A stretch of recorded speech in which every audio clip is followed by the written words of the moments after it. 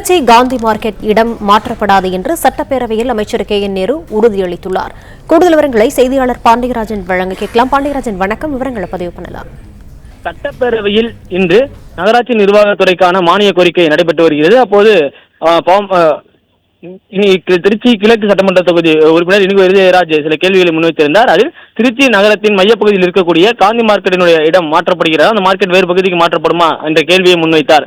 அதற்கு பதிலளித்த நகராட்சி நிர்வாகத்துறை அமைச்சர் KN நேரு, காந்தி மார்க்கெட்டை இடமாற்றம் செய்வதற்கான இந்த திட்டமும் கிடையாது. காந்தி மார்க்கெட் நகரத்தின் மையப்பகுதியில் இருக்கிறது. அதற்காக 50 கோடி ரூபாய் ஒதுக்கீடு செய்யப்பட்டு மார்க்கெட்டை விரிவுபடுத்துவதற்கான உத்தரவையும் முதலமைச்சர் வழங்கியிருக்கிறார்.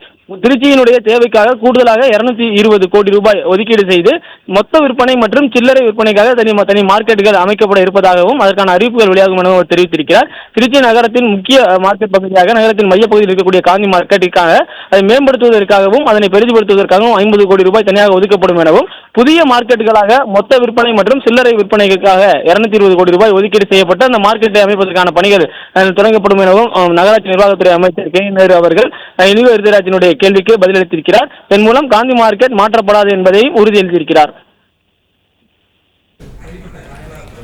விவரங்களுக்கு நன்றி பாண்டியராஜன்.